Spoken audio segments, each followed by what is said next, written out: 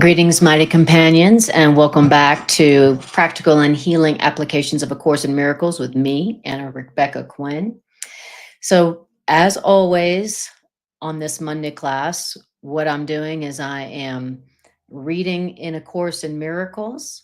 I'm trying to understand what it's saying, and I'm trying to understand how to apply the ideas as it is directing us to do. That is our purpose in this class, to hear these ideas and to apply them to ourselves so that we can experience the miracles of peace and joy and abundance that come from the application of these ideas. So, and again, this is a course in miracles. It is a curriculum in how to experience miracles of peace and joy and abundance as natural. Course in Miracles tells us that miracles are natural. That is the natural order of reality, of the universe. And when miracles don't occur, then something has gone wrong.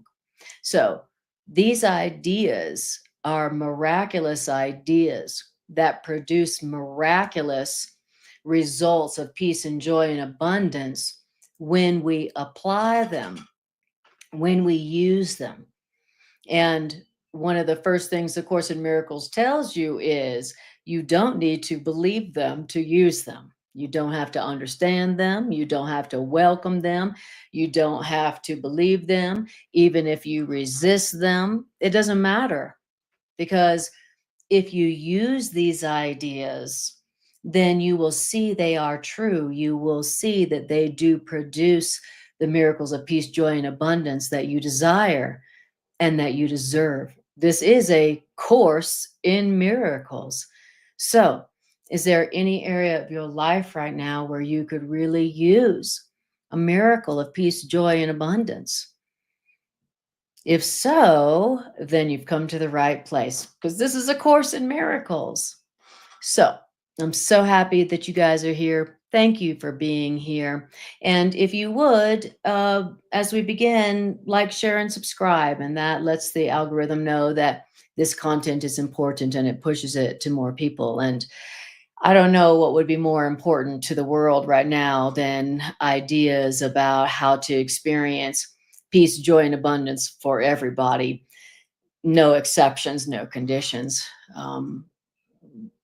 There's nothing that this world needs more right now than ideas that produce peace, that produce joy and abundance for everybody alike.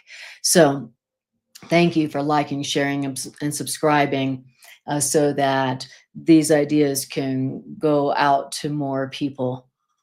All right. Thank you. Thanks for doing your part for the healing of humanity. Teachers of love. Hi, Shahira. Lovely to see you. Hi, Trisha. Lovely to see you. I love it. I love it. Trisha says, hello, my miracle family. Sending love. Awesome. And we are sending love to you. All right. Hi, Shahira. I'm glad to see you here. Thank you for being here. Thank you for all your love and support, Shahira. I really appreciate it. I really do. You too, Trisha. All right. So where we're going to be at today is we are going to be in the section, we are going to be in chapter 9, section 8, Grandeur Versus Grandiosity. That's where we're going to be. So really, this section is one of my favorites, truly. This section, for me, really corrects all of our beliefs in our littleness, in our unworthiness, in our inadequacy, all those things that we learned about ourselves in the past that we just came to believe because we were taught them by people who seem to know who and what we are. But it was never true. And so we learned to believe that we are little, inadequate, unworthy, and we have suffered from that. That is what we are suffering from. The Course says that when you don't know your worth and your value as established by your source, then all you could feel is little. And when you feel little, then all you could do is try to pretend to be big and try to make yourself big, self-inflation, self-elevation, things like that, what the course calls grandiosity.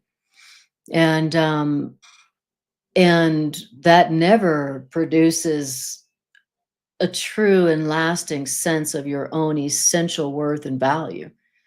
The Course in Miracles is teaching us how to experience, how to accept our own essential worth and value that is not dependent on anything that you say or do or wish or make or have or accomplish or get. It's a radical concept that your worth and your value is established by your source, and it isn't subject to anything that you think or wish or make or have or do. Can you imagine having a sense of worth and value that doesn't change? you know, that doesn't isn't subject to what you do and how you do it and who you do it with. I mean, imagine that, having a sense of worth and value that doesn't change with every circumstance, where you walk through your life knowing your sense of worth and value, and um you create from that, you love from that, right? So that's what this section has a lot to talk about. So um you know it's just a beautiful, beautiful, beautiful section. There's 12 paragraphs. I'd love to read it all, we'll see.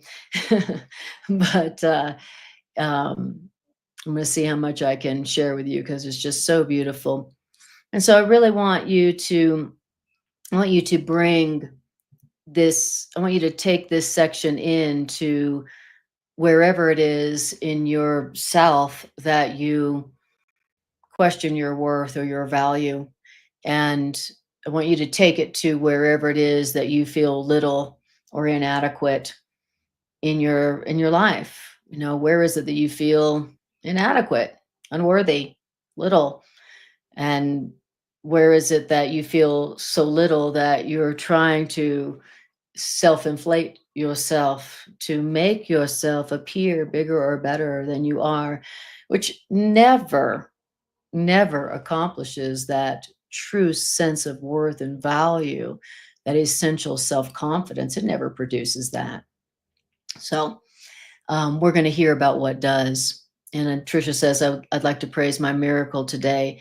My body went into an MS attack flare, thought it was a heart attack. Ambulance came, swooped me up the whole time. I'm reading the course after the CT scans clear. I thank you. I join with you in thanking love for that miracle, Tricia. You are entitled to miracles, and I join you in thanking yourself, your true self, for that miracle of a clear CT scan. You deserve that. You're entitled to that. And of course, the ego is trying to kill you. Egos, and then we're going to talk about that today in this section. Why is it that the ego is so damn mean?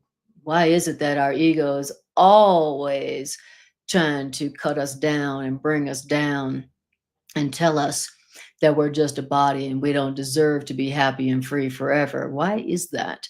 We're going to hear about that today, and we're also going to hear about how to undo that, how to abandon the ego, how to not listen to the ego, um, how to let go of the ego.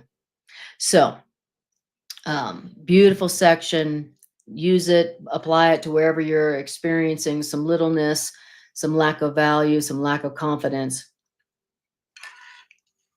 And thank you for liking, sharing, and subscribing. I really appreciate that. And if you're watching on Facebook, thank you for sharing this on your timeline so that we can get these ideas out there. The more who believe the ideas of truth, the stronger they become. Everything is an idea. And the more who believe an idea, the stronger that idea becomes. And so we do our part when we accept the idea for ourselves, share that idea, we strengthen that idea. The more who believe in an idea, the stronger it becomes. So let's believe these ideas tonight.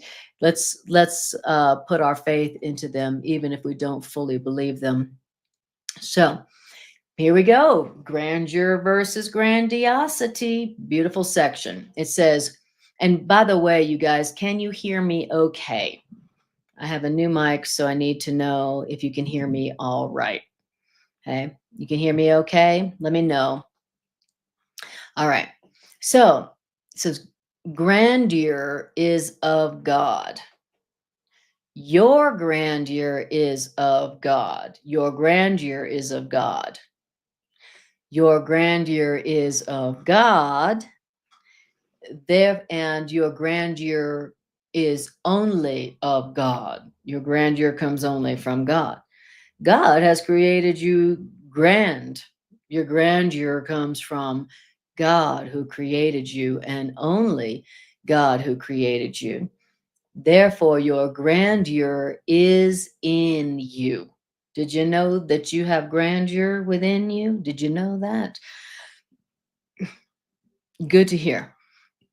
Now, whenever you become aware of your grandeur, what the Course calls a holy instant, whenever you become aware of your grandeur, however dimly you become aware of your grandeur, you abandon your ego automatically.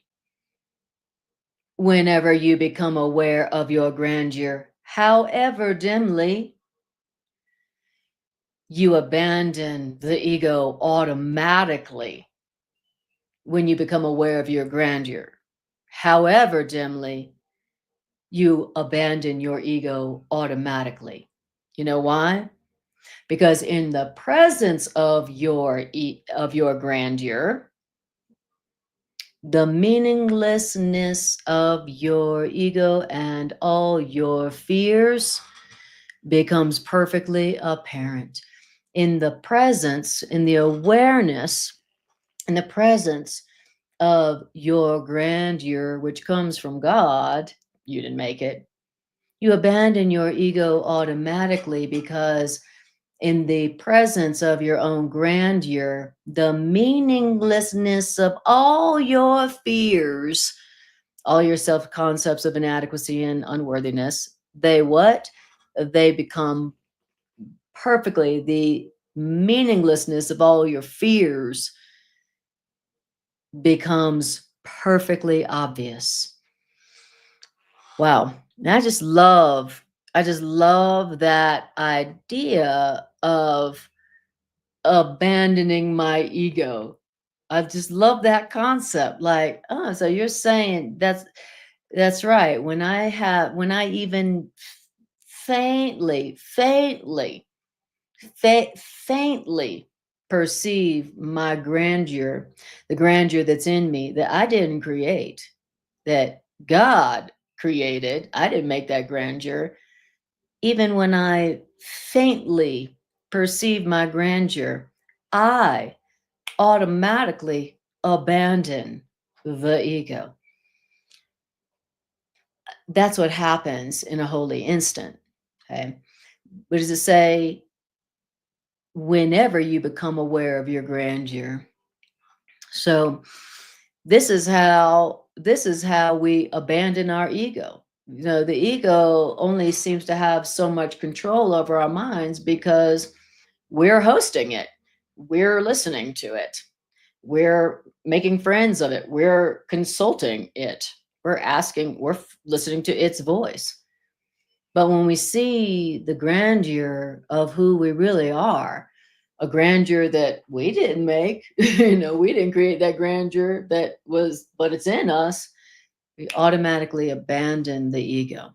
So if you want to get rid of your ego or stop listening to your ego or stop being the slave of your ego, this is telling you how to do it. And it's telling you that that the way to do that is to allow yourself to perceive the grandeur that God created as you, that is in you. Because once you see it, however dimly, you will abandon your ego automatically, because the meaninglessness of all your fears and all your self doubts, they will become perfectly obvious. That's what I want to experience. I want to have a holy instant where the complete meaninglessness of all my fears and all my self doubts becomes completely, perfectly obvious. That's what I'm going for, right? All right. Now,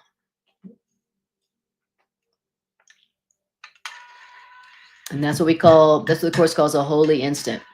It's a moment when your grandeur dawns on your awareness, dawns in your awareness. Like, wow, there's a grandeur in me, and it's beautiful. And I didn't make it. It's not because I did this or I did that or I did this, or it's not because people see me like this or I have that. That is not when you become aware, however dimly, of your grandeur, you will become aware that there is a grandeur that's in you that didn't come from anything you did. you know, we have this belief that my greatness, it will come from something I do. And he's like, no, your greatness, your grandeur, that's a part of you. That came from God. You didn't have anything to do with that. You know, you didn't have anything to do with the way God created you to be. But it's just so hard to accept that there's a grandeur in me that I didn't have any part in making or creating. It's just how I was created. It's like, it's hard to accept that, because I've come to believe that unless I've unless I've made myself great, if unless I've made myself grand, then I'm little. I'm unworthy. We've come to believe, because we've been taught, that what is essential in us is our unworthiness, is our guilt and sinfulness. That's what we came to believe, that essentially you're guilty and unworthy. And if you want to be great, then you're going to have to work for it. You're going to have to make it. You're going to have to figure out how to do that. Right. And Course in Miracles is saying the opposite. So, all right. Now, so we're talking about the grandeur that is in you, that God created as you. And it says that in that moment when you become even dimly aware of your grandeur, the grandeur that's in you, but not of you, it says, though the ego does not understand what just happened when you became, however dimly, aware of your grandeur, even though the ego doesn't know what happened in that moment, the ego believes that its so-called enemy has struck. Wow. When you have a moment, when you perceive the grandeur that's in you that you didn't make, even however dimly, the ego freaks out, even though the ego doesn't know what happened. It doesn't even know, oh my God, she's accepting her grandeur. That's just her essence. Oh my God. The ego doesn't know what has happened in that moment when you perceived your grandeur, however dimly. But the ego does believe in that moment that the ego's enemy has struck. And then the ego attempts to offer you gifts to induce you to return to your ego's protection. Wow. So the ego gets really scared. The ego feels like disaster, mayhem, danger, Will Robinson. The ego feels when you perceive, however dimly, your own grandeur that's within you that you didn't have anything to do with making. It's like there's a grandeur in me, and then I didn't have to do anything to make myself grand. Can't even conceive of that, huh? Right. So, but when you allow yourself to perceive your grandeur, however dimly, the ego believes that it's that's its so-called enemy has struck, and then the ego then is now going to attempt to offer you so-called gifts to induce you to return to the ego's protection. Okay, that's what happens. Now, then it says self-inflation. Self-inflation is the only offering that your ego can make. When your ego's like, don't perceive the grandeur in you, come back to me, and I'll reward you with self-inflation. That's the only gift the ego can offer you to try to induce you to come back to the ego's protection, right? The ego who doesn't believe that you are essentially grand, the ego who believes that you are essentially little and unworthy and guilty, right? The ego is offering you the best the ego can offer you to abandon your greatness as given you by God is the so-called gift of self-inflation. That's the only offering your ego can make. Okay. And it says the grandiosity of the ego is the ego's alternative to the grandeur of God. Which one will you choose? So you got two options here. God has created you with grandeur and has created you with grandeur. It's within you. You don't have to earn it. You don't have to make it. You don't have to seek it. You don't have to worry about losing it. And the ego, all it's offering you is self-inflation, which another word for that is grandiosity. I'm bigger. I'm better. I'm more than you, than them, right? So God is offering us grandeur that we don't have to do anything to earn. And the ego's offering is, well, I'll enable you to see yourself as bigger and better than others. He said, and then it says, which one will you choose? Are you going to go with the grandeur that your creator has created as you, that you don't have to earn and you can't lose? Or are you going to go for the ego's offer of like, I'll make you bigger and better than everybody else? Okay. And the ego's self-inflation grandiosity is the ego's answer to God, the grandeur that your creator has already created you in and as forever. Don't have to earn it, can't lose it. Mm-mm-mm. Thank you. Thank you, Serge. Serge. Thank you. That's beautiful. What a beautiful blessing. Thank you. Thank you. All right. So which one are you going to choose? Are you going to choose the grandeur that God created in you and as you, that you don't have to earn and can't lose? Or are you going to go for the ego's offer of, hey, I'll make you bigger and better than everybody else? Okay. That's our choice here. Okay. You got grandeur, your grandeur, created by God. Don't have to earn it, can't lose it. Or the ego's offer of self-inflation over and above others. Okay? Those are your two options here in terms of your own experience of your own worth and value. Okay.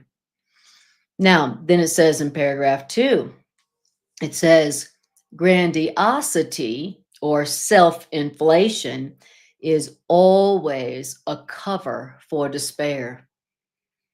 Okay. Self-inflation or grandiosity, it's without hope because self-inflation and grandiosity is not real. Self-inflation and grandiosity, it's just an attempt to counteract your littleness based on the belief that your littleness is real. That's what self-inflation and grandiosity is. And without this belief in your essential littleness, belief, then grandiosity or self-inflation is completely meaningless. And you couldn't possibly want self-inflation and grandiosity unless you held a belief in your littleness. So that grandiosity is meaningless except to those who feel little, who believe that they are little. Right. It says the essence of grandiosity is competitiveness. Why? Because grandiosity or self-inflation always involves attack. Now, why is it that grandiosity or self-inflation always involves attack? Because grandiosity or self-inflation or self-elevation is a delusional attempt to outdo, but not to undo. That's what grandiosity and littleness is. So you only go for, I'm bigger, I'm better, I'm more special, I have more. You only have that, or you only choose that when you're feeling little within. It's the bully thing. The person who is the bully, like, I'm the big, I'm the best, I'm the blah blah blah, fear me, is the person who feels the smallest inside. The person who's trying to make themselves the biggest and the baddest, the person who's trying to make themselves the best, better than others, is the person who on the inside feels very little and unworthy. Remember, grandiosity, self-inflation is always a cover for despair. Despair of your littleness. Now, God didn't create you little. Your littleness is not the truth about you. That's not your reality. Okay? It's just what we learned was the truth about us. We learned that we were little. We learned that we were worthless. We learned that we were inadequate. We learned that you had to earn your worth and value. Okay.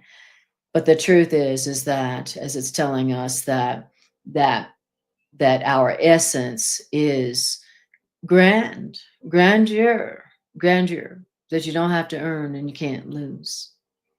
And the moment that you perceive it, that's the moment that you realize that your self-doubts and all your grandiosity and all your fears, just totally meaningless. Totally meaningless. Hi, Jean. Lovely to see you. Hi, Jerry. Yes. Yes. Jerry says, I want to see my name up in lights again. Ego lights. Sweet gypsy ego. I understand. And Serge says, restoration of all things. Exactly. All right. So it says, remember, grandiosity is an attempt to counteract your littleness based on the belief that your littleness is real. And without the belief that your littleness is the truth about you, then grandiosity and self-inflation is totally meaningless, and you couldn't possibly want it. The essence of grandiosity is competitiveness, because grandiosity and self-inflation always involves attack.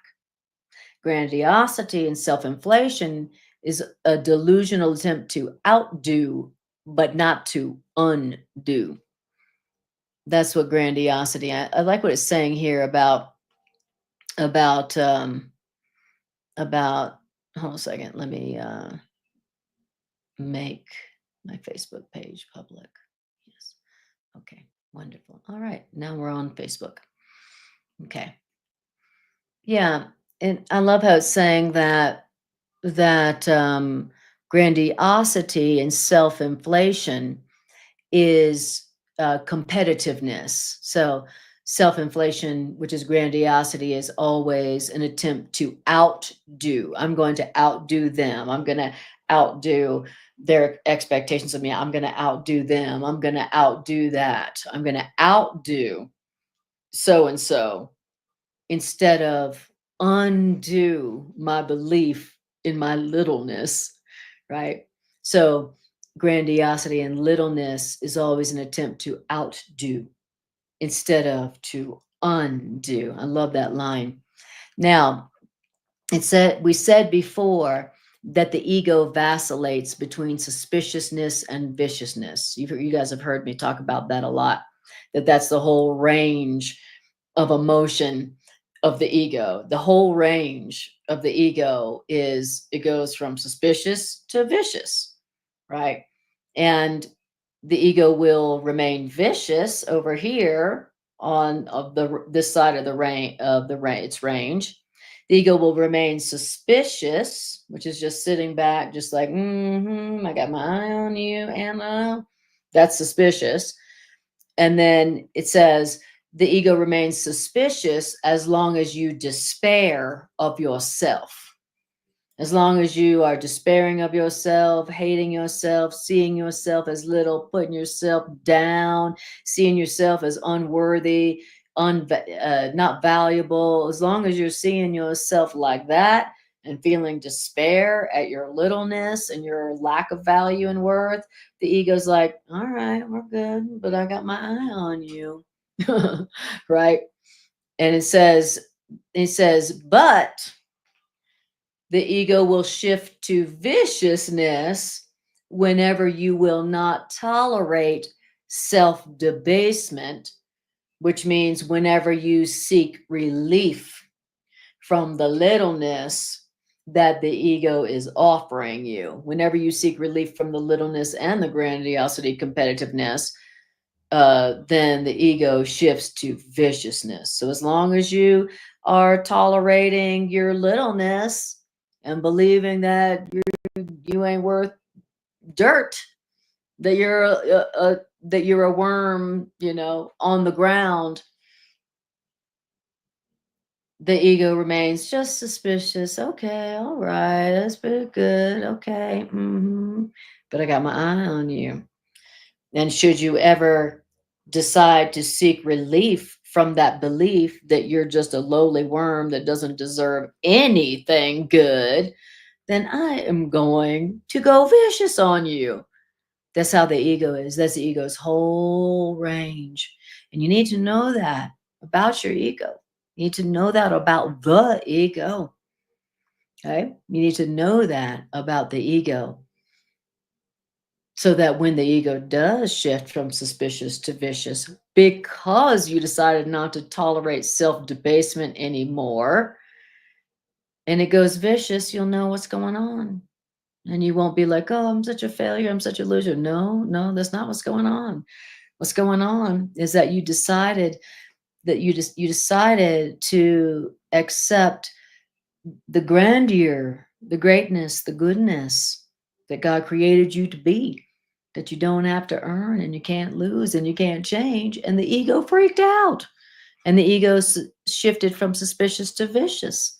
If you know what's going on, then you can be like, okay, all right. So my ego's attacking me right now. My ego's gone vicious because I did something right.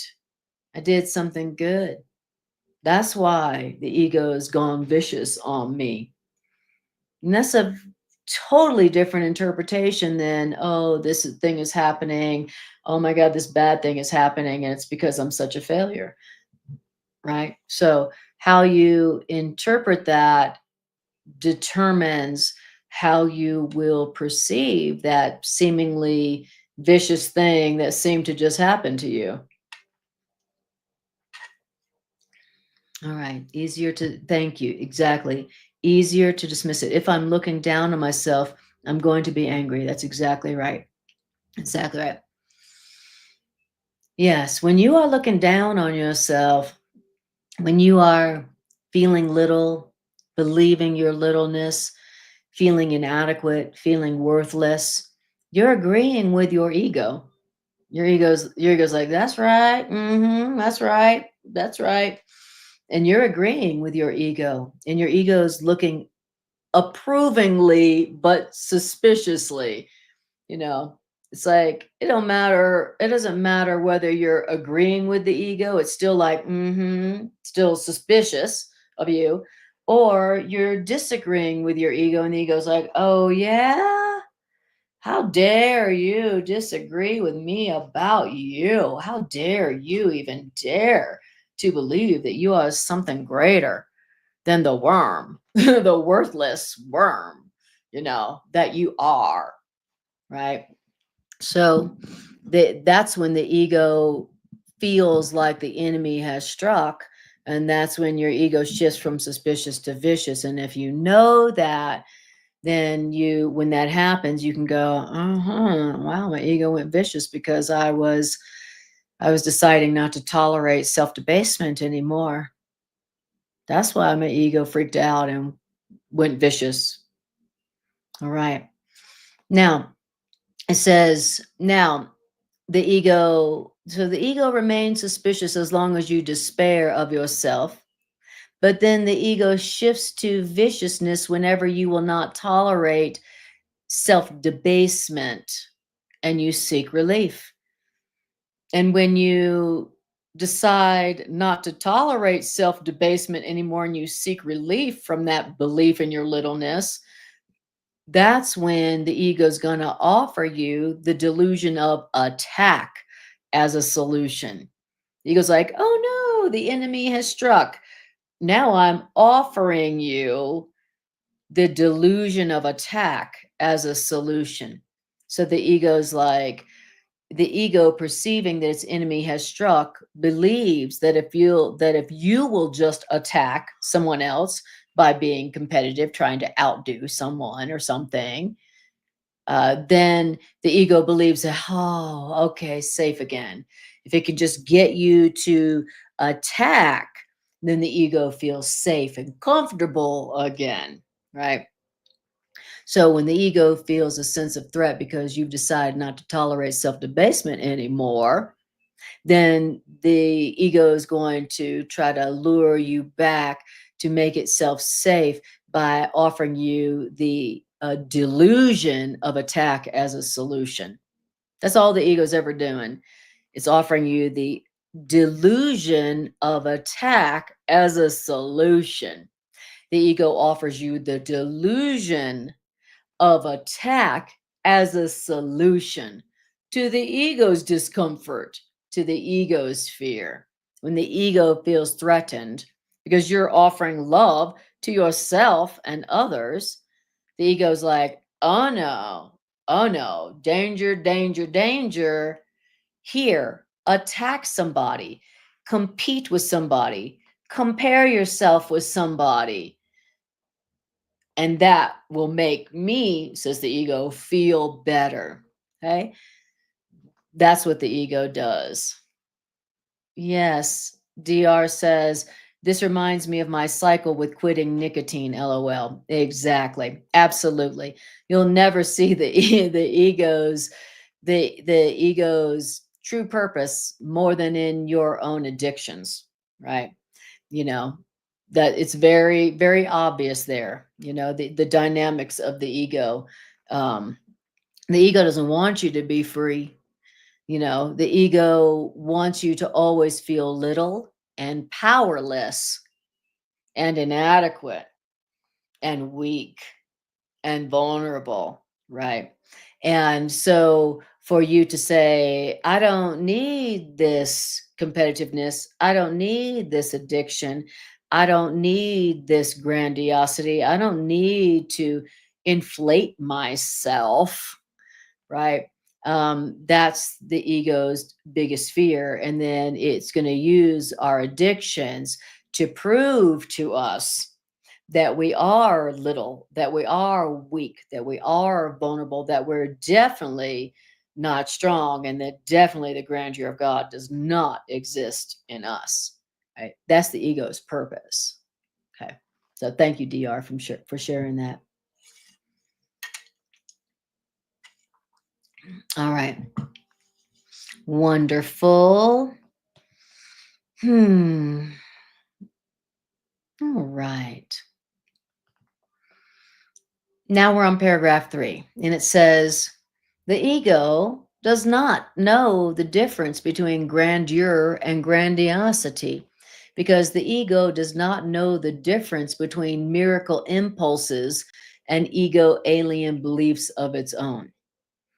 We once said that the ego is aware of threat, but the ego does not make appropriate distinctions between two entirely different kinds of threats to the ego's existence.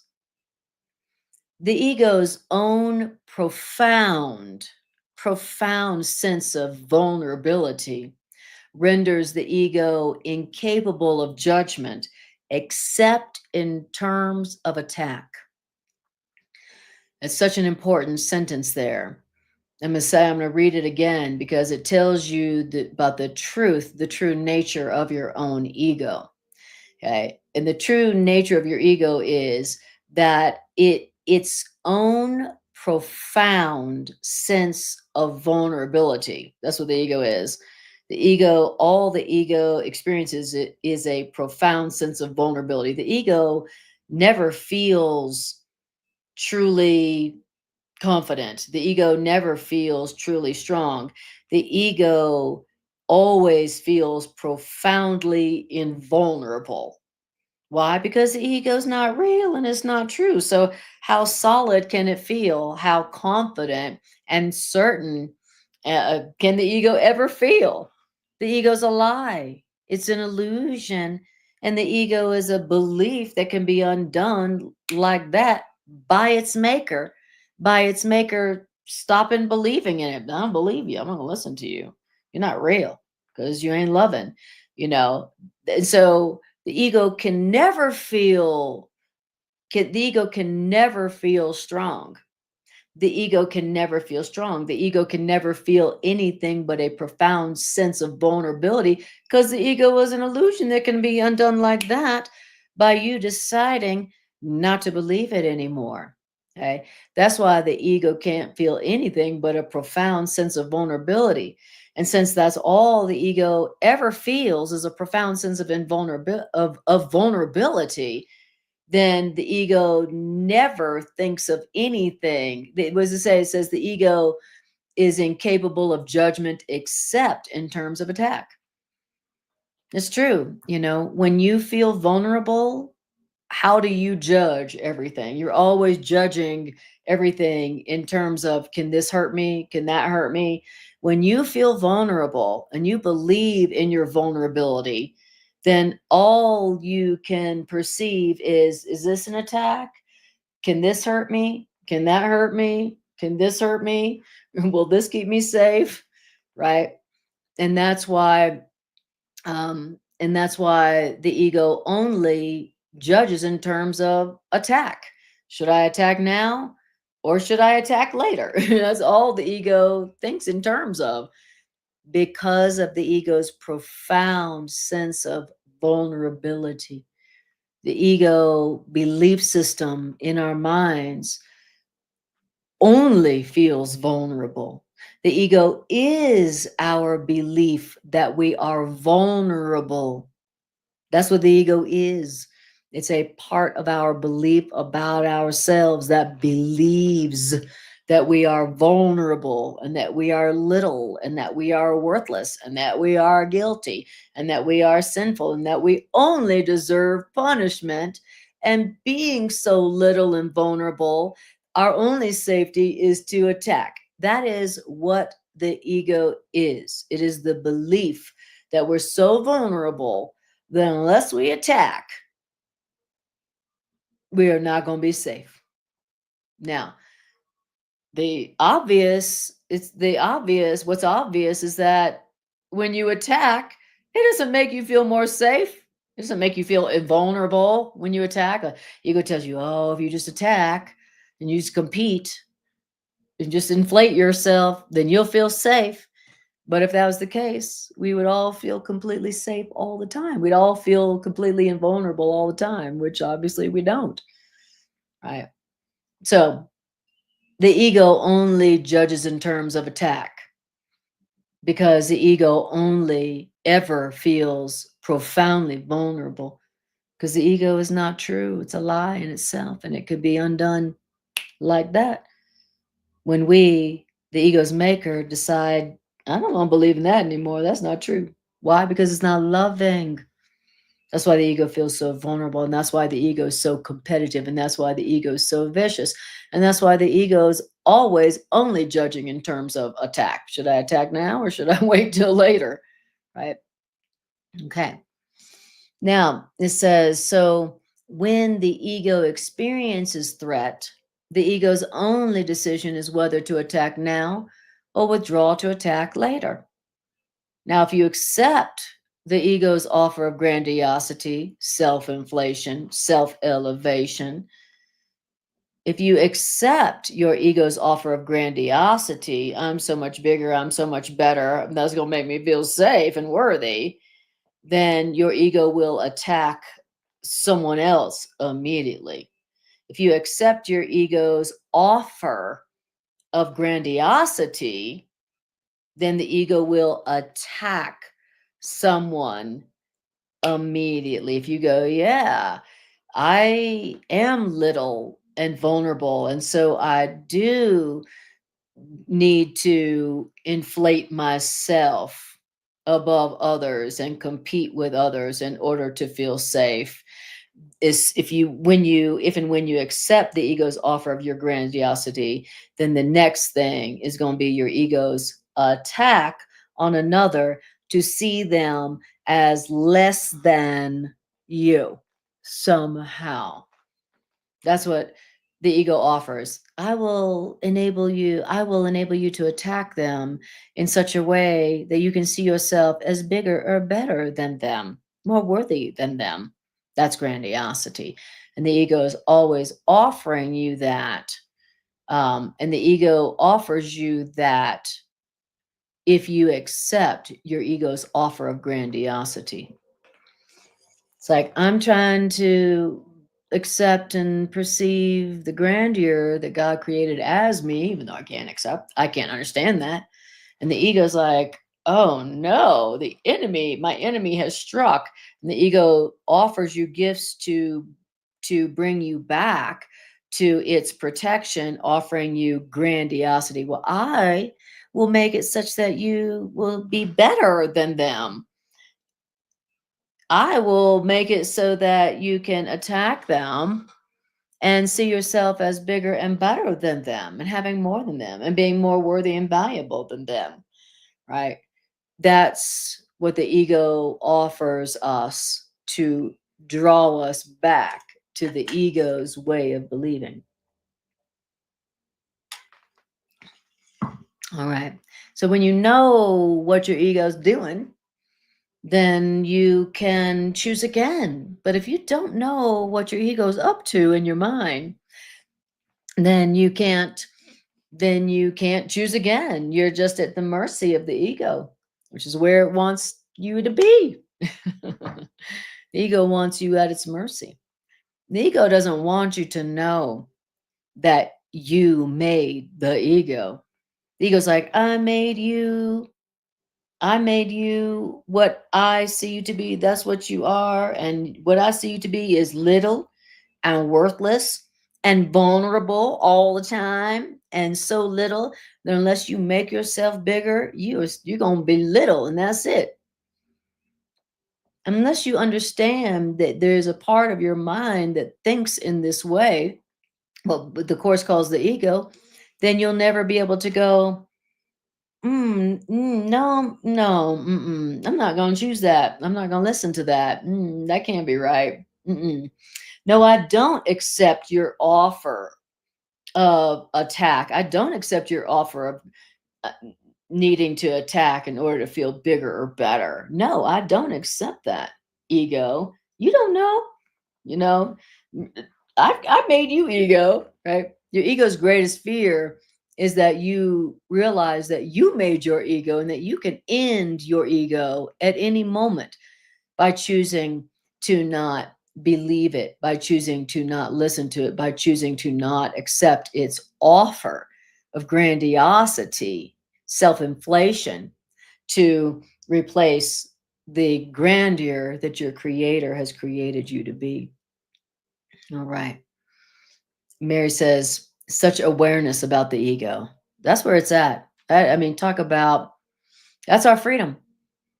That's our freedom to realizing, that's my ego. And what it's offering me is a, a solution of attacking others by competing with them and inflating myself above them. Like, no, that could not give me the peace and joy and worth and value that my creator has already created me to be.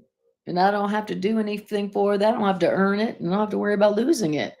So that's one of the profound gifts of A Course in Miracles, because it teaches you about the nature of the ego, what it says, what it's about, what its purpose is, so that you can say no to it and ultimately free yourself from it, which is freeing yourself from a feeling of worthlessness. It's freeing yourself from a feeling that you are little and inadequate. Um, this path is offering us a way to recognize that belief system that says we are little and inadequate and worthless unless we like attack others and compete with them, and and ultimately seeing that for what it is. That is how we free ourselves from the ego and all of its effects. So this is a curriculum in how to free yourself from the ego and all of its treachery and poison and bad ideas, right? Okay, paragraph 4. How you guys doing out there?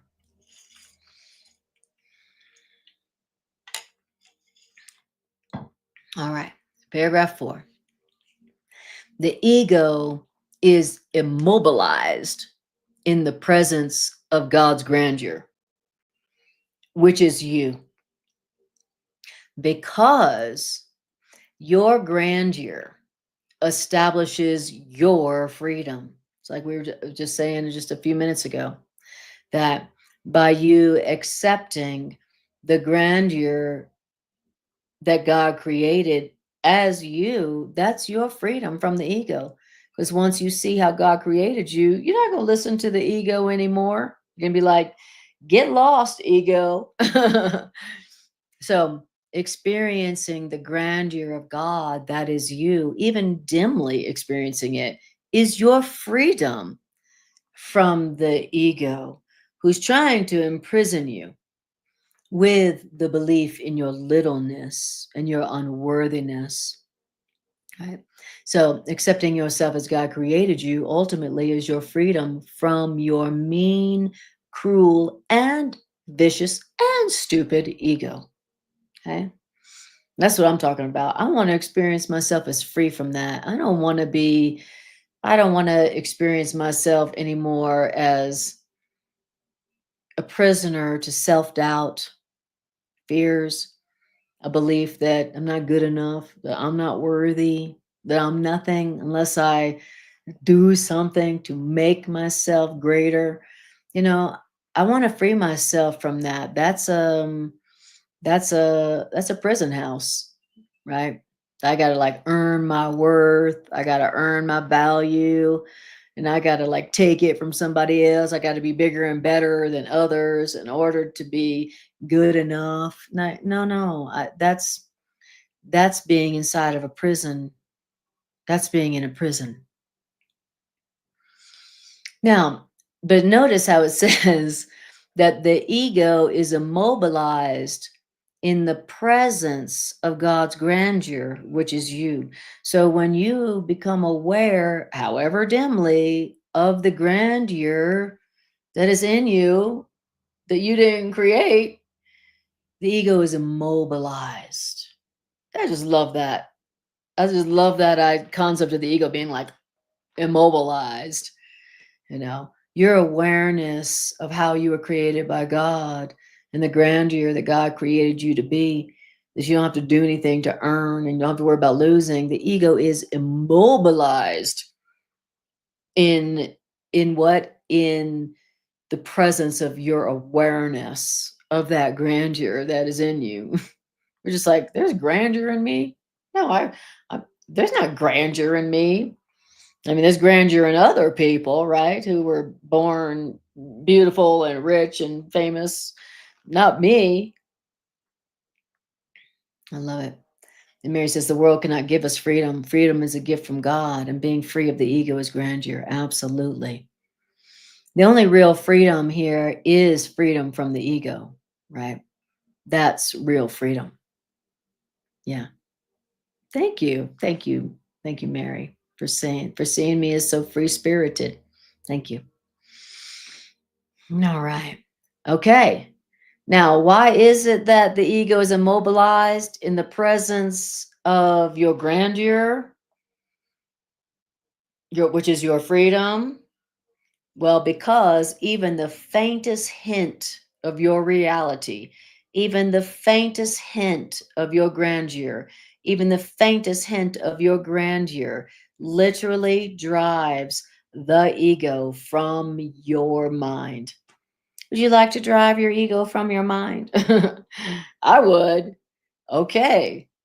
Well, even the faintest hint of your grandeur drives your ego literally from your mind. Ego runs screaming, nah. It's like cockroaches when you turn off the light. I mean, when you turn on the light, that's how your ego is. The way cockroaches are when you turn on the light and the cockroaches all go blah.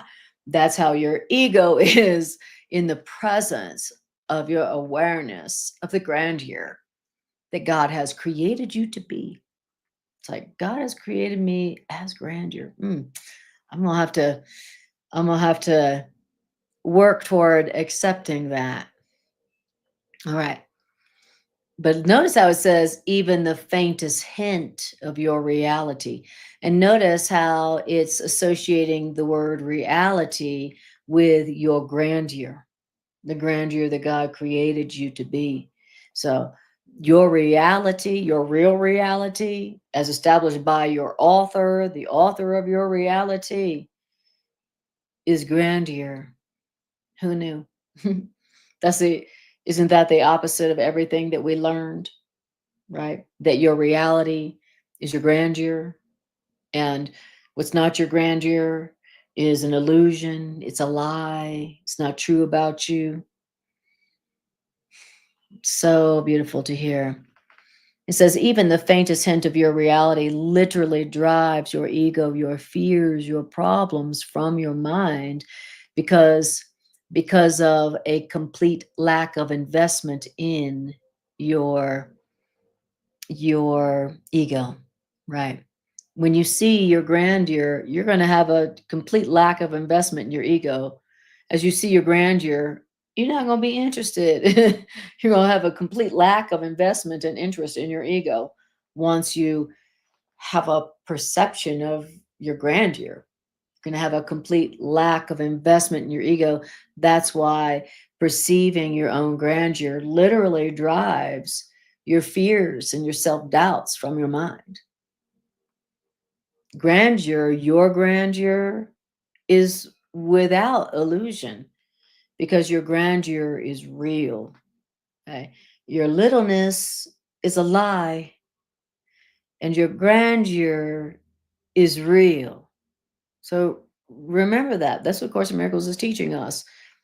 Your littleness, your unworthiness, your lack of value, that's a lie that you learned from people who did not know the truth about themselves.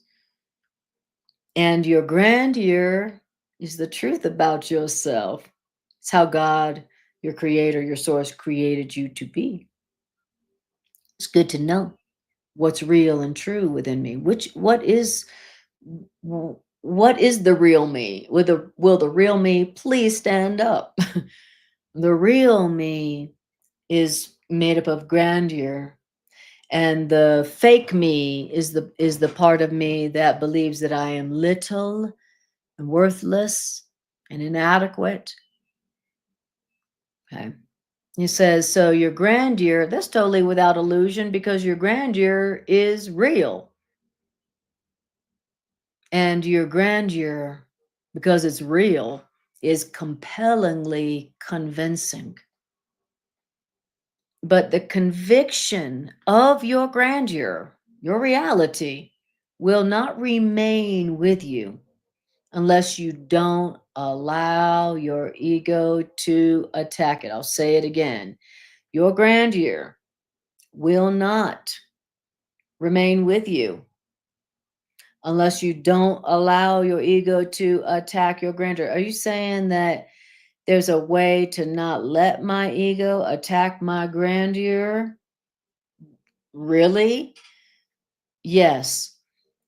The conviction of your grandeur, your reality, will not, it is real. And because your grandeur is real, it is compellingly convincing. But the awareness of your grandeur will not remain with you unless you don't let your ego attack it, which means there must be a way to perceive my grandeur, and there must be a way to not let my ego attack it.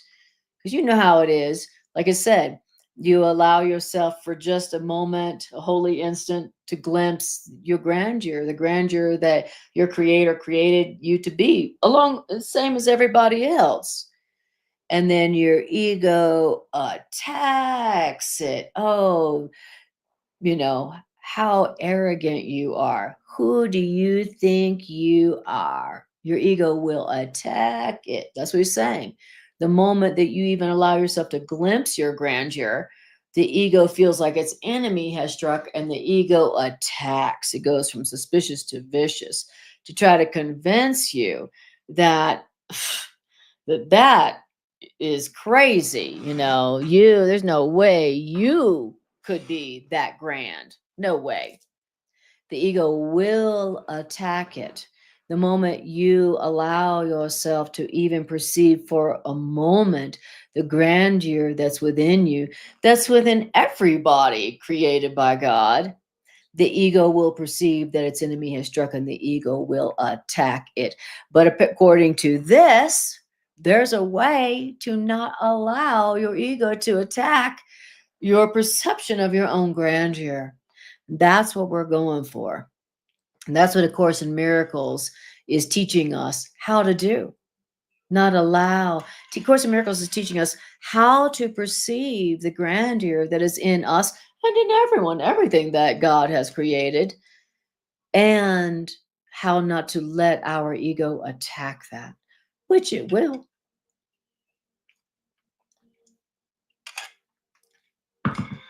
All right, now we're in paragraph 5. Paragraph 5. Now, the ego will make every effort to recover and mobilize its energies against your release from littleness, your release from inadequacy and unworthiness. Your ego, I'm going to say it again because this is important. Your ego will make every effort to recover and mobilize its energies against your release from littleness, your release from the belief in your littleness and inadequacy. Yes, it will. You need to know that. And how's it going to do that? It's going to tell you that you're insane. It's going to say, you're insane to believe that grandeur could be in you. I know about your past, says the ego. It's impossible. You're insane to think that grandeur could be in you. That's how the ego mobilizes its energies against your release from littleness. It's going to tell you that you're insane.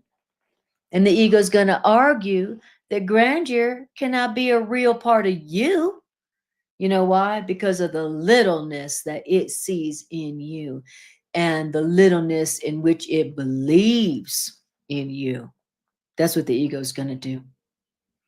And you need to know that, we always wonder, like, once you see how the ego operates, you'll see the patterns. You're like, man, I was having a teeny tiny little glimpse of the grandeur in me, and it was so beautiful, and it was just, I had to breathe. It was so beautiful and hard to believe.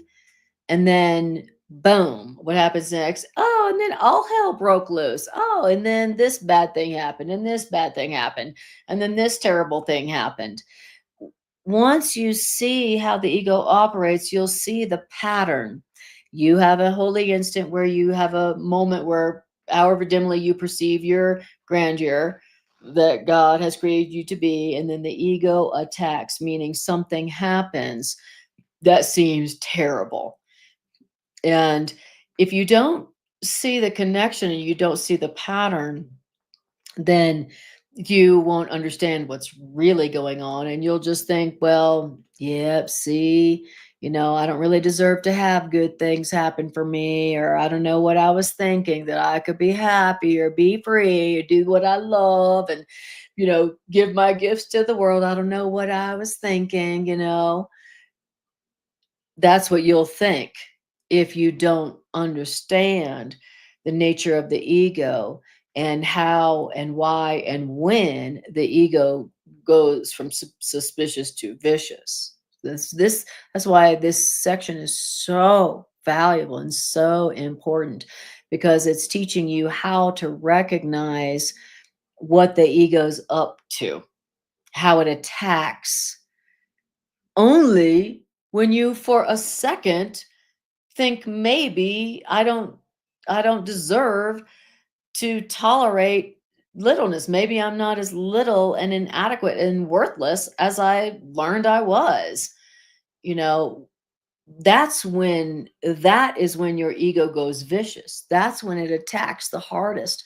And you need to know that, so that when the ego attacks like that, you don't go, well, that's just the way it is. And, you know, that's, you know, that's why I can't experience anything great and good. And you won't understand what's really going on. But if you understand what's going on, then you'll be able to see, oh, I was experiencing for just a moment my own grandeur. I allowed myself for a moment to see the grandeur that God has created as me.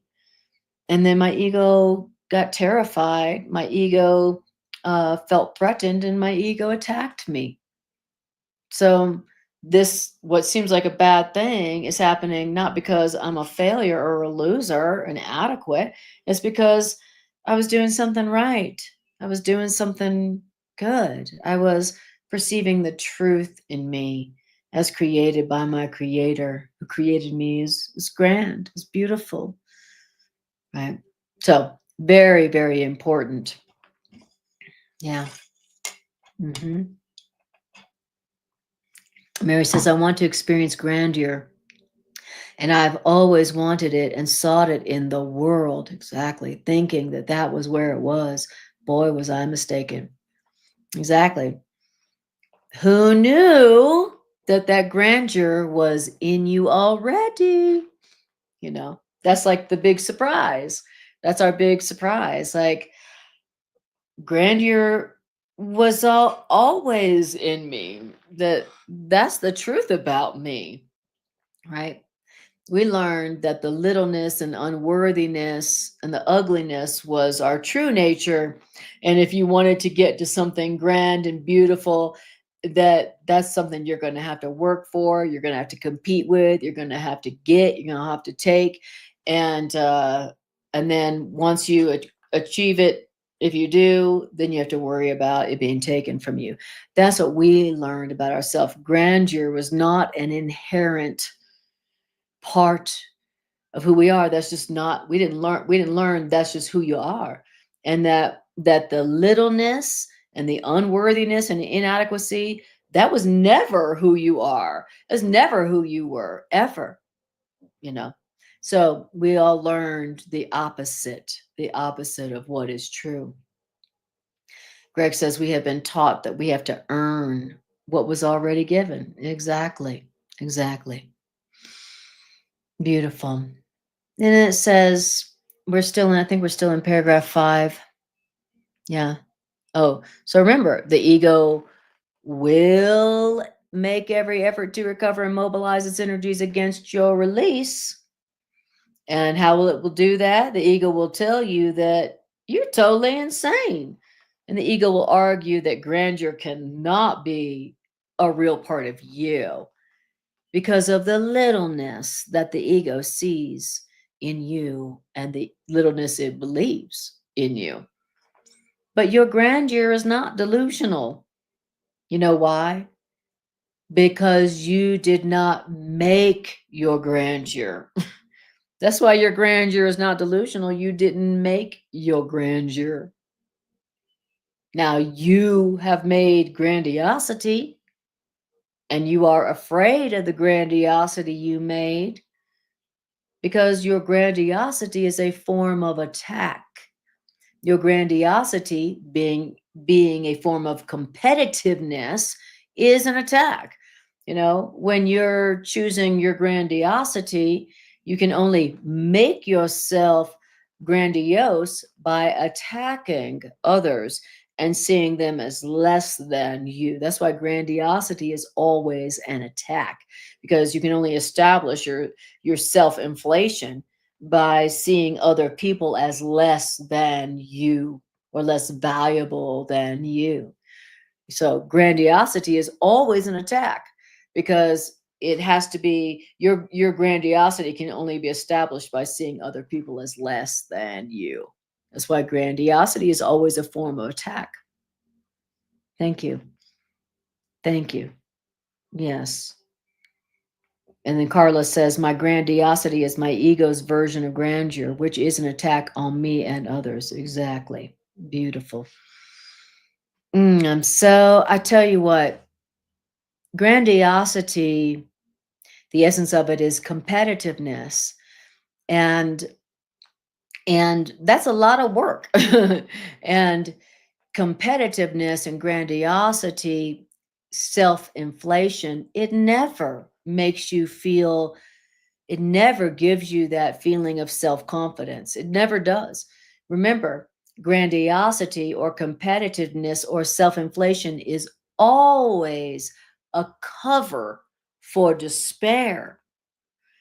Grandiosity or self-inflation is always a cover for your perception, your ego's belief in your littleness, your unworthiness, your inadequacy. Don't forget that. Okay. I love it. And then Greg says, my greatness in the ego world is in comparison to others. Exactly. That's right. The grandiosity the egos offers you is always in comparison to other people's littleness. That's all the ego can offer you. I can help you feel bigger and better than others.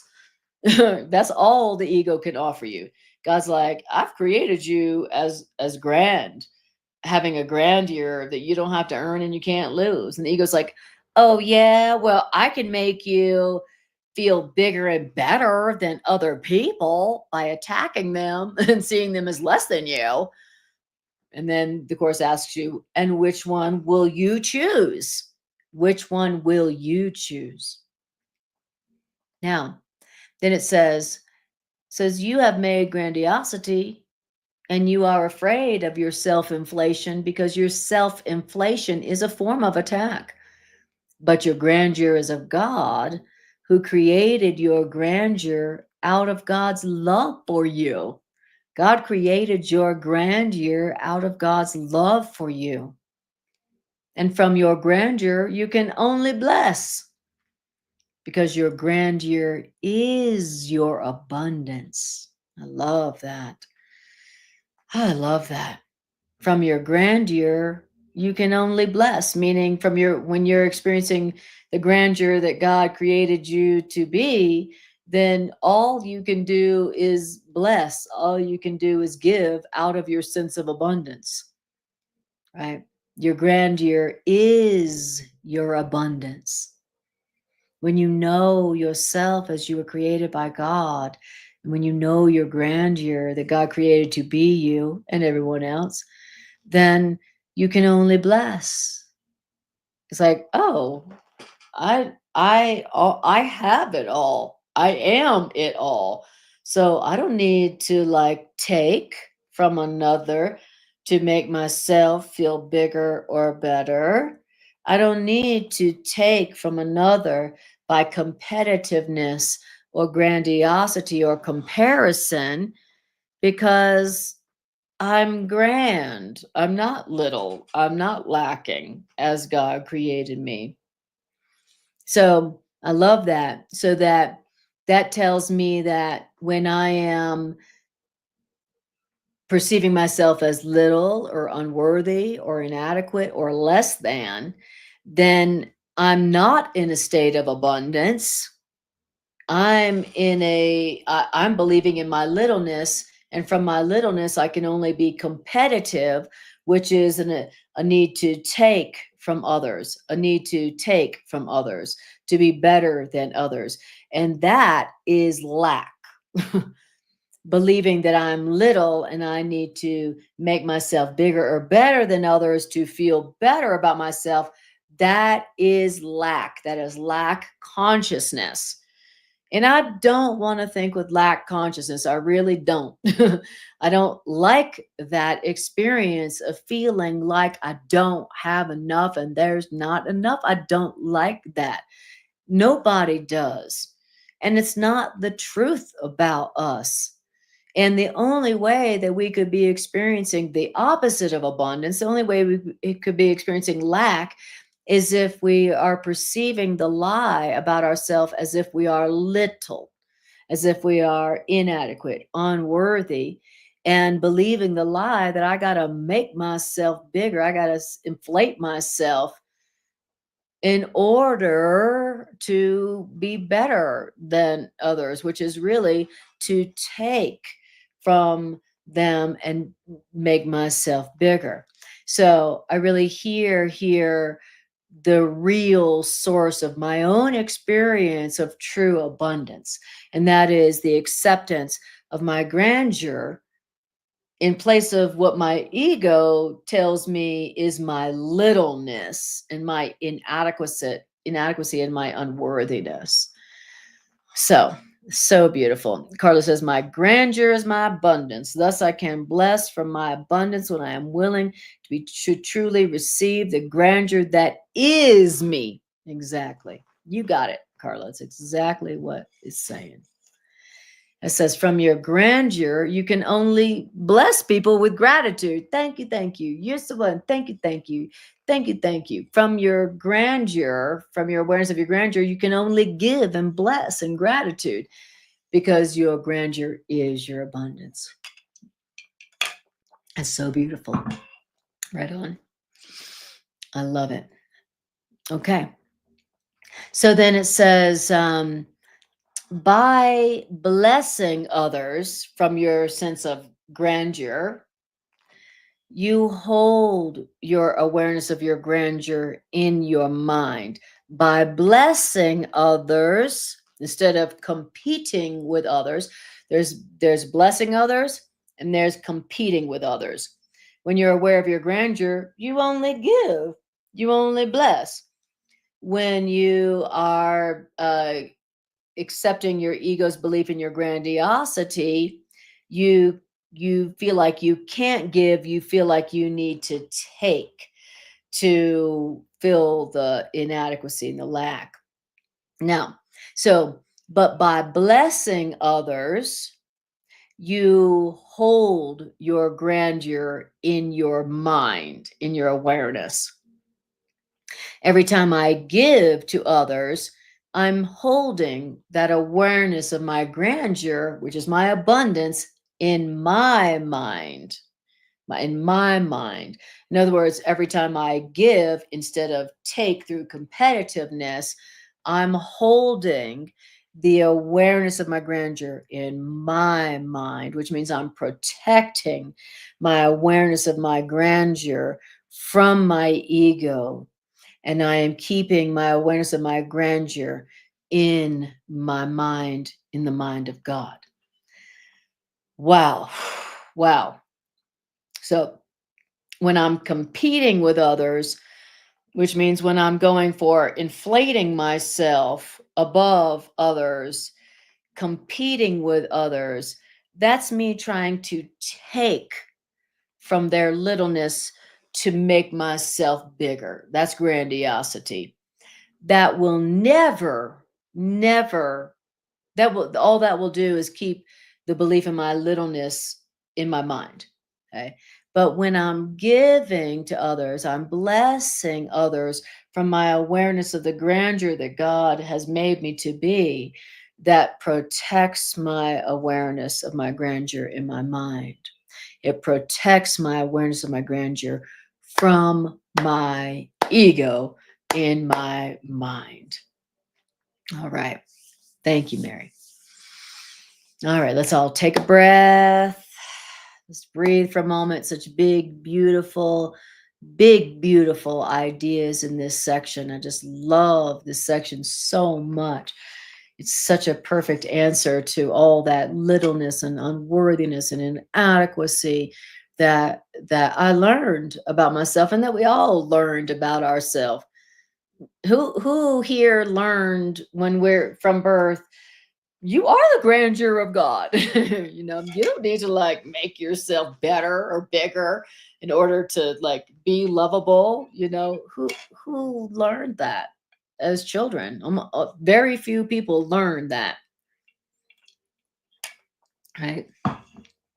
So it's such a beautiful correction of what we learned about ourselves in the past, which made us competitive, which made us believe that we were little and unworthy and inadequate, which made us believe that we needed to be competitive in order to make ourselves bigger, in order to make ourselves better.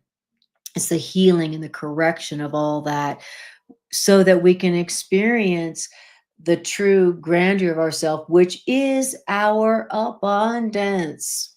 We all say, like, oh, I want to be more abundant. This is the way to be more abundant, is to accept the truth about yourself, that that you are the grandeur of God. You don't need to make yourself better. You don't need to make yourself bigger than others. You don't have to compete with others.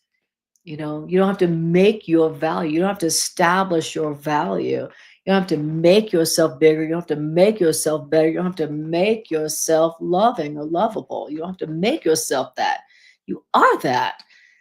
You're not little. You're not inadequate. You're not what you learned you were. All right.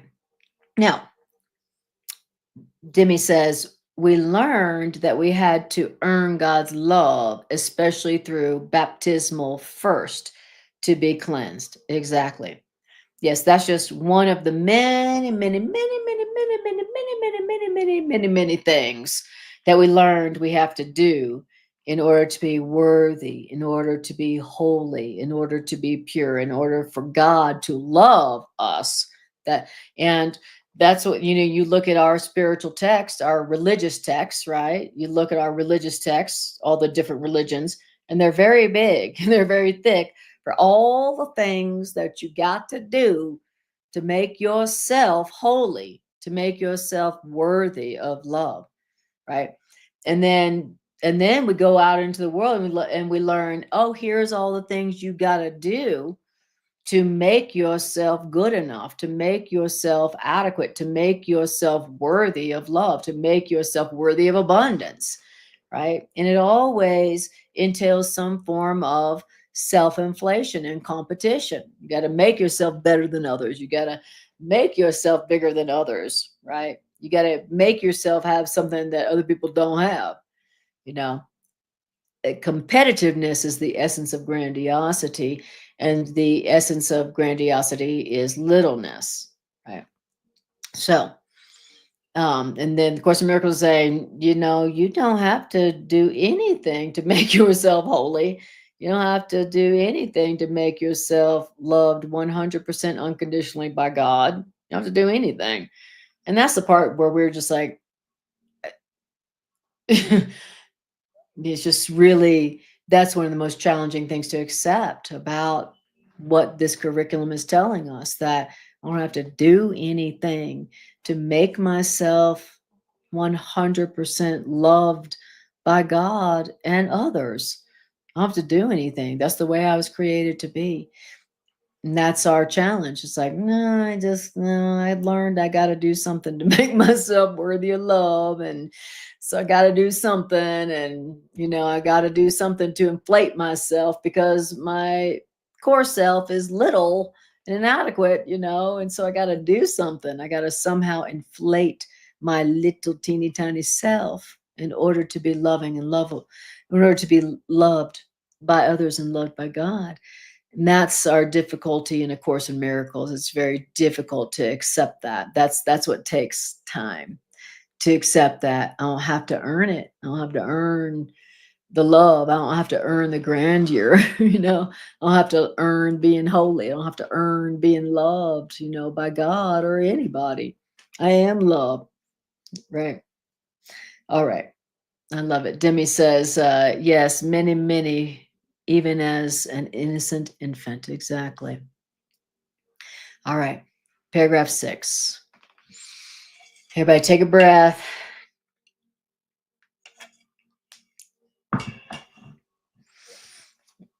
All right. Well, we're probably not going to finish this section, but this is a beautiful, beautiful section. I encourage you to go and read and finish this section, as it's quite profound, and it truly does give us that way by which to abandon our ego and experience the grandeur of God as ourselves, and allow our beliefs of inadequacy and littleness and unworthiness and all those things. This Course in Miracles, and in particular this section, gives us a way to allow that lie to be corrected, so that we can experience the grandeur that we are and the abundance that we are, where we don't have to compete, and we don't have to compete with others, and we don't have to take from others.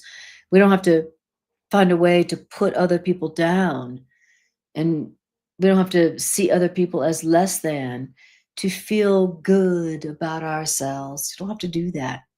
Here's a way to feel good about yourself, to experience your essential worth and value without taking anything from other people or seeing other people as less than you. Right? This is a way to experience your holiness, your power, your worth, your value, your own grandeur, without doing anything except saying no to your ego. That's all you got to do. When the ego tells you, you don't deserve love for nothing. You don't you aren't just glorious the way you are. you know, you got to do something in order to be beautiful and holy and grand, and you know. So this is the correction of that.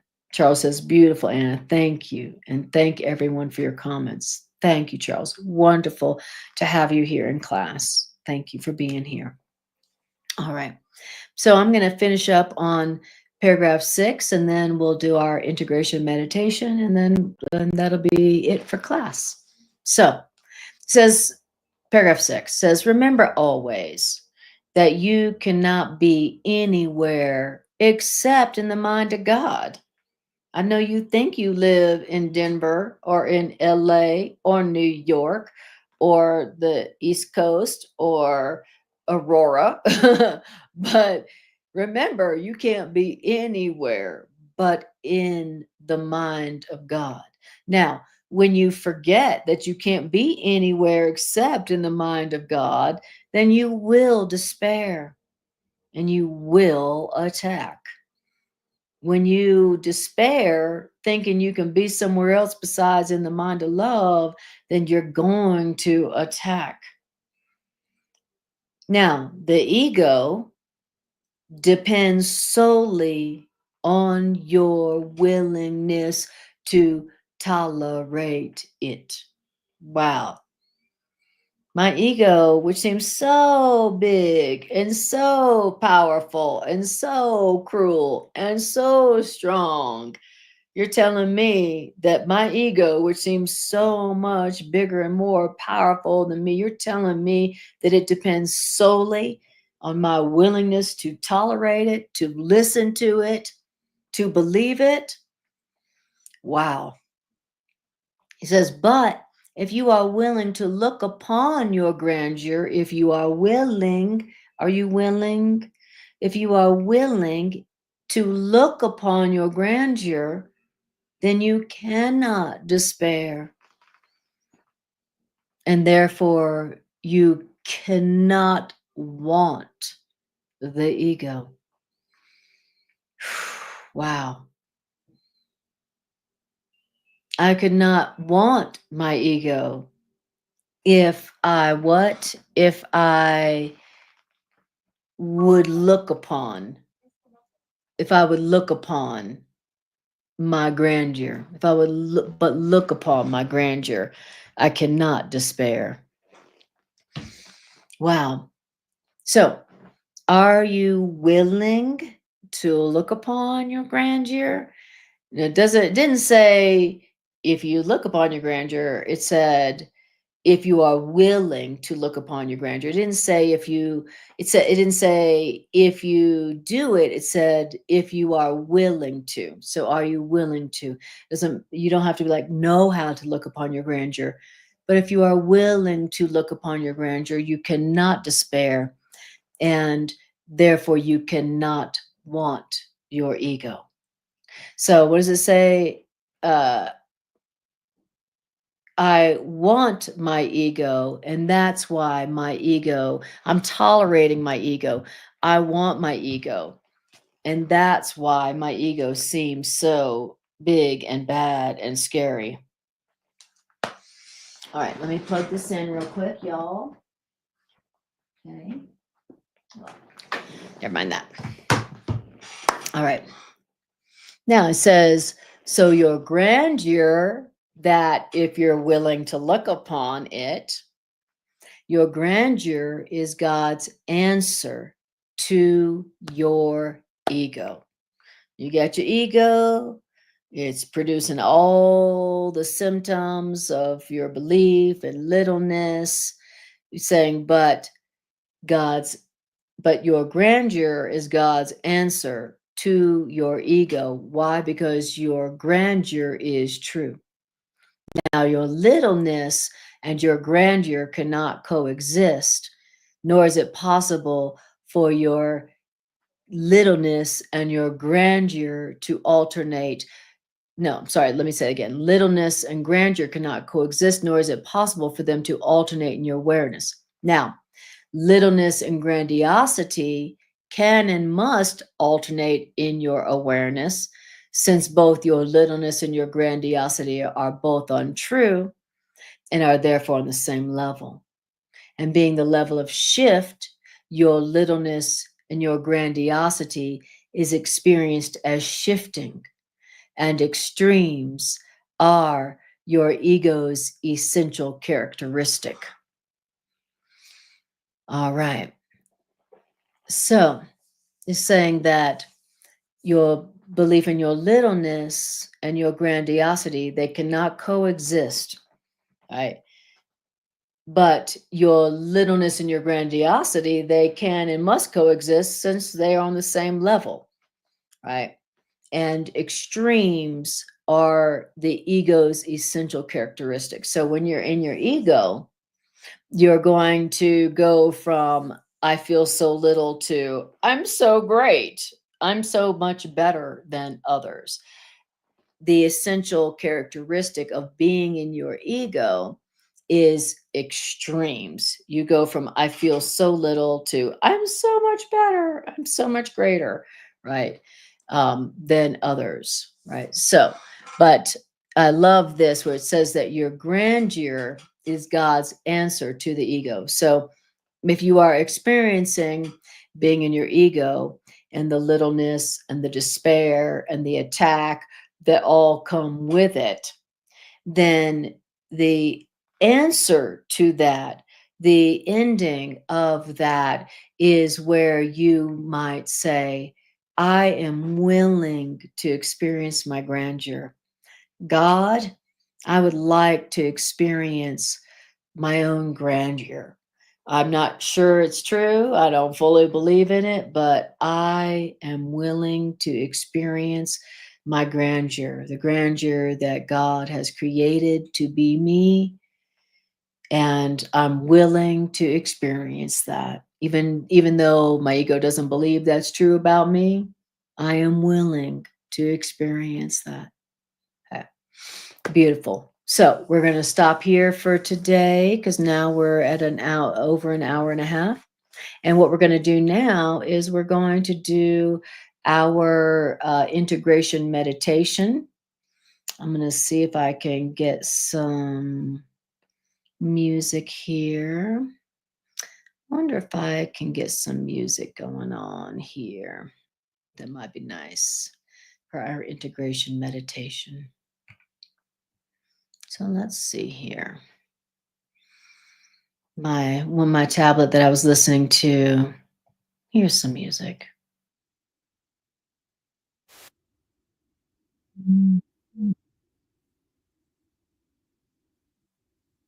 Hmm. Okay, well, I guess we don't have any music right now. Okay, that's fine. All right. Okay, so what we're going to do now is we're going to do our integration meditation. And I know what I'll do. I'll get some music going here. I like having music for our closing meditation. All right. Okay, some music, so nice. All right. So we're going to do our closing meditation, our integration meditation, where we take the ideas and we use them. So, if you haven't already, go ahead and close your eyes and take a breath.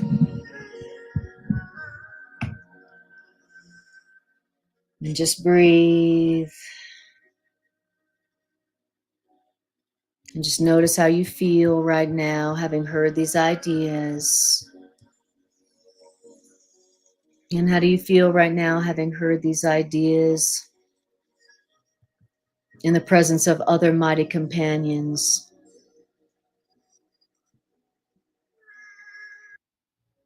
Just notice.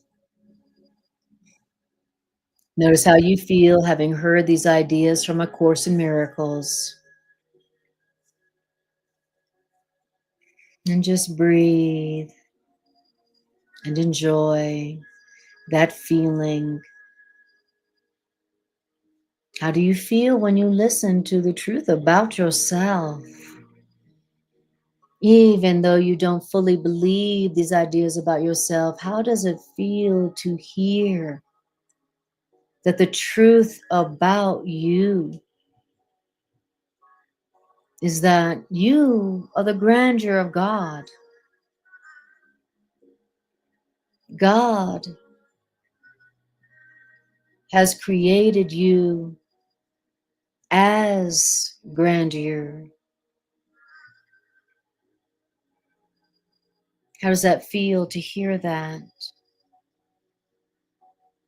How does it feel to hear that that littleness and inadequacy and unworthiness that you learned about yourself in the past is not true? That is not the truth about you. It never was and it never will be. All you learned about yourself as inadequate and unworthy and little, needing to compete with others to make yourself bigger, to make yourself good enough, that was never true. Never true. I want you to take a breath as you breathe that in. I'm so glad that I was wrong about myself. So glad.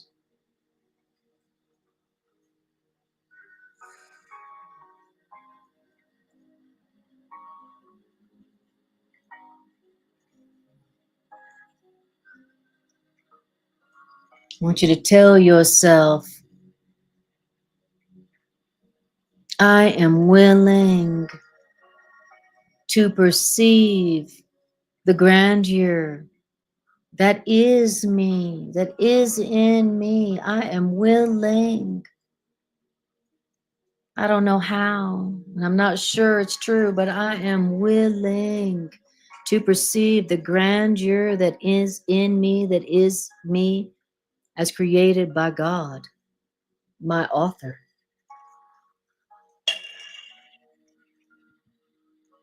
And breathe.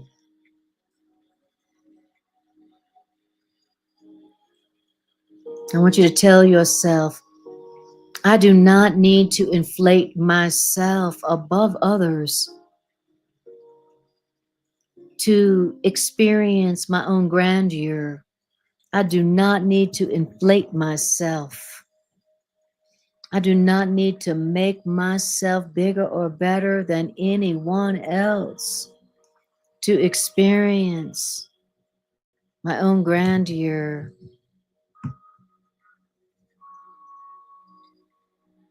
I do not need to attack others and see them as less than or beneath me or below me in order to feel good about myself. My grandeur is real. It's my littleness that's a lie. My grandeur is the truth about me. And I don't need to do anything for that to be true.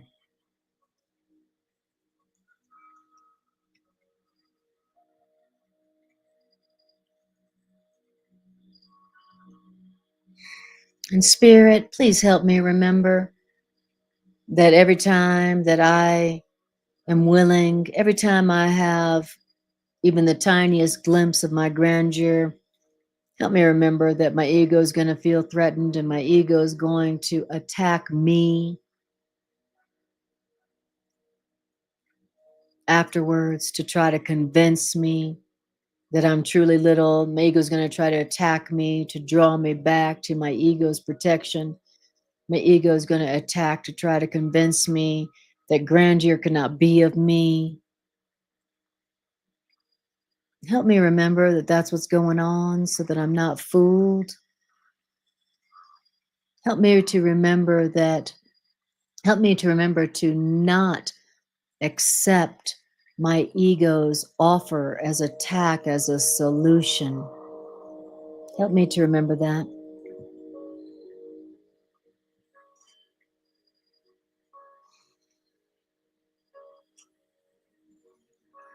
Help me to remember that my ego is not me.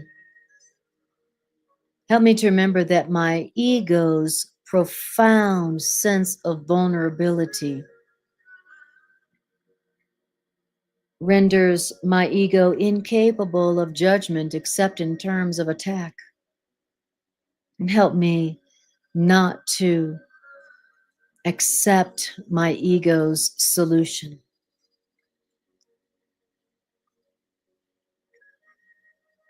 Help me to not accept my ego's offer of grandiosity as a solution for its discomfort.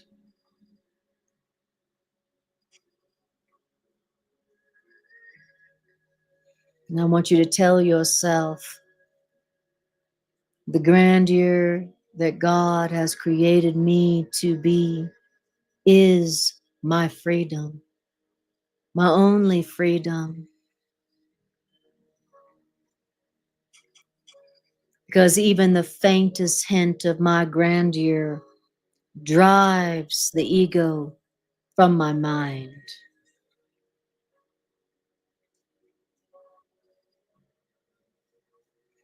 And breathe.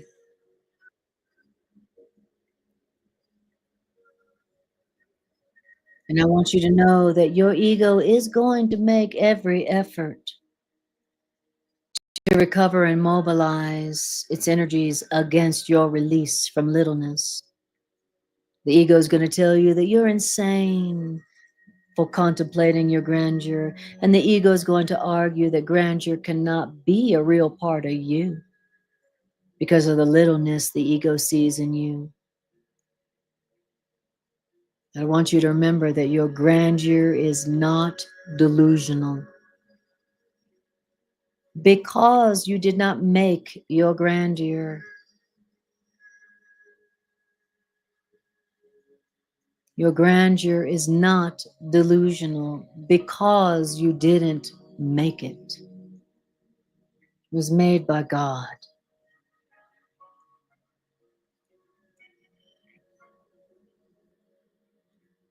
Your grandeur is of God. God created your grandeur out of God's love.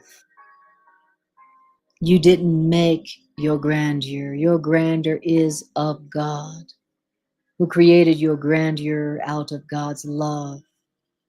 And from your grandeur, you can only bless, because your grandeur is your abundance. And by blessing others, by giving love to others, by being loving to others, you hold your grandeur in your mind. You protect your grandeur from your ego in your mind by blessing others, by loving others. You protect your grandeur from your ego in your mind.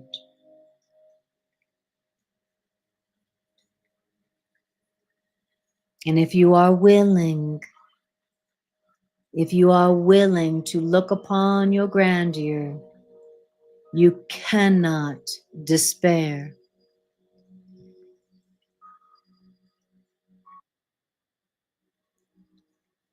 Your grandeur is God's answer to your ego's littleness, because your grandeur is true.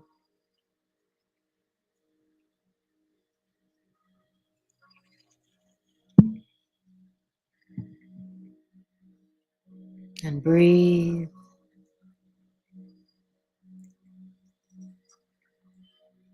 And say to yourself, I am willing to perceive my grandeur, the grandeur that God created in me and as me.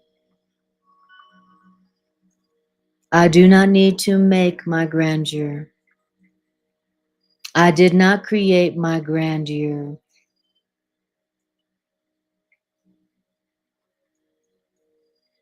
I do not need to do anything except protect my awareness of my grandeur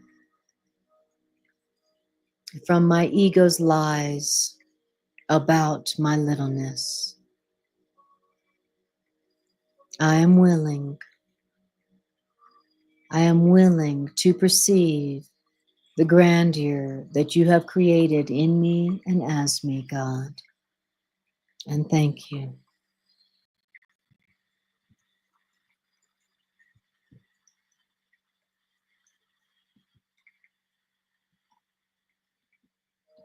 Wonderful, guys. Oh, thank you so much for being here. Thank you so much for liking, sharing, and subscribing.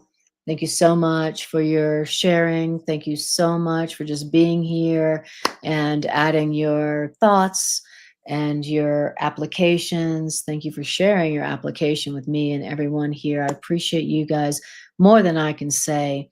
And do go and finish this section. It's profound and beautiful.